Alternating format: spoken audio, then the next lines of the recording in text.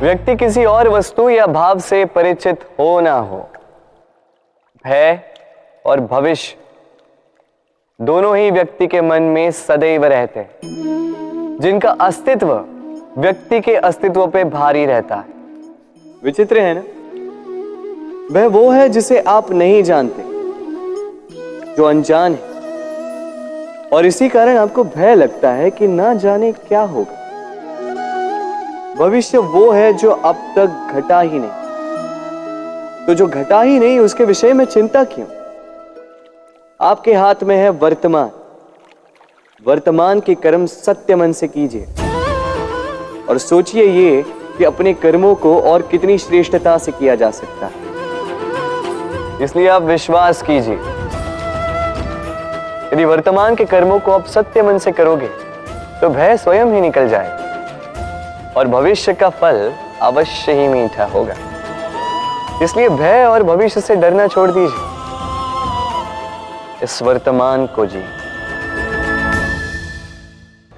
जीवन में हम कई लोगों से मिलते हैं। आप भी ऐसे कई लोगों से मिले होंगे जिन्होंने स्वयं को असफल मान लिया, निराश हो चुके, जिन्होंने ये स्वीकार कर लिया है कि इस जीवन में उनसे कोई कार्य हो ही नहीं पाएगा, वो कुछ कर ही नहीं सकते, किसी कार्य के वो योग्य ही नहीं।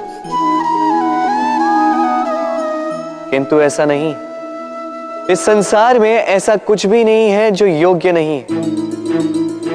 कोई ऐसा अक्षर नहीं है जो किसी मंत्र का भाग ना हो, कोई ऐसी जड़ी बूटी नहीं है जो औषधि ना हो, कोई ऐसा विष नहीं है जो समय आने पर अमृत ना बन जाए। और इसी प्रकार कोई व्यक्ति अयोग्य नहीं होता, उसे अयोग्य बनाती है उसकी सोच। इसलिए स्वयं को जानो, जान जाओगे कि आप क्या हो। अपने अंतर मन को जगाएं। आप देखेंगे कि जिस संसार की नींव ही बनी है आशा से, उस संसार में निराशा, हताशा और हार जैसा कोई भाव अस्तित्व ही नहीं रखता। इतना सुंदर पुस्तक है, सुंदर आवरण है, सजाए हुए पृष्ठ है,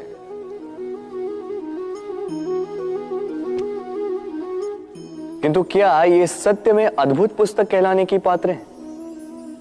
क्या इसमें जो लिखा है वो सत्य है, प्रेरणादायी है, हमारे लिए मूल्यवान है?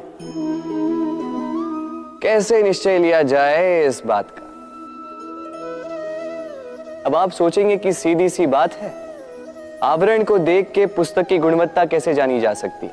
इसके लिए तो आपको उसे पढ़ना होगा, उसे समझना होगा, समय देना होगा,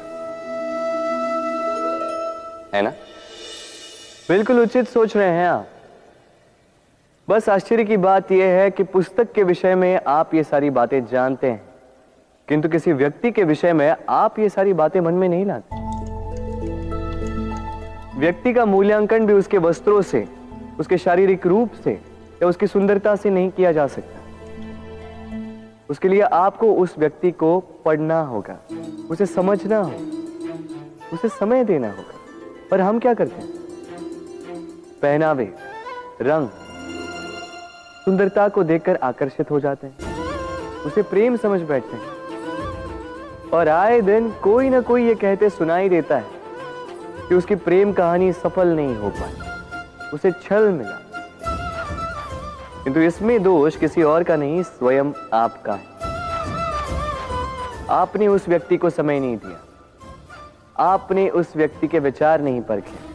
प्रेम 2 क्षण में बनने वाला पकवान नहीं है, इसका स्वाद चखने के लिए आपको जीवन भर का समय देना पड़ेगा। तो समय दीजिए, एक दूसरे के रूप से नहीं, आत्मा से जुड़ी, निश्चित ही मन प्रसन्नता से कह उठेगा, राधे राधे। हम में ऐसा कोई नहीं होगा जिसने वृक्षों को ना देखा, वृक्षों पे इन पक्षियों को ना देखा, इनके घोंसलों को ना देखा, इन पक्षियों को अपने छोटे छोटे बच्चों को भोजन कराते ना देखा। संसार का सबसे ममत्व वाला दृश्य होता है। चिड़िया दूर से अपनी चोंच में दाना भरकर लाती, स्वयं भोजन करने में असक्षम संतान की चोंच में डालती है, स्वयं भूखी रहकर निस्वार्थ निश्चलता से। और जब संतान के पंख निकल आते हैं, वो उसे उड़ना सिखाती और उसके पश्चात उसे स्वतंत्र कर देती है अपना जीवन जीने के लिए, इस आकाश में उड़ान भरने के लिए।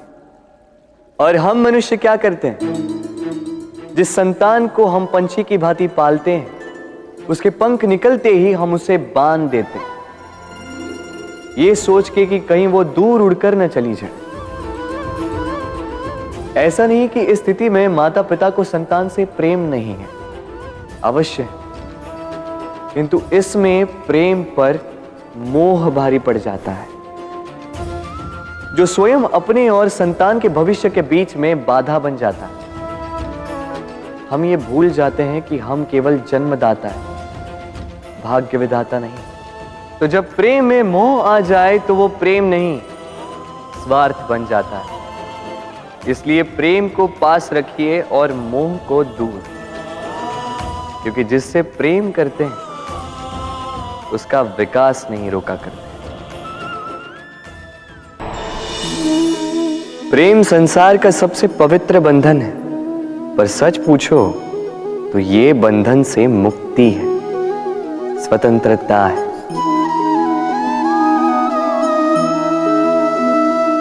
नहीं समझे? समझाता हूं। यदि कोई आपका प्रेम ठुकरा दे, यदि कोई आपका प्रेम समझ ही ना पाए, तो क्या होगा?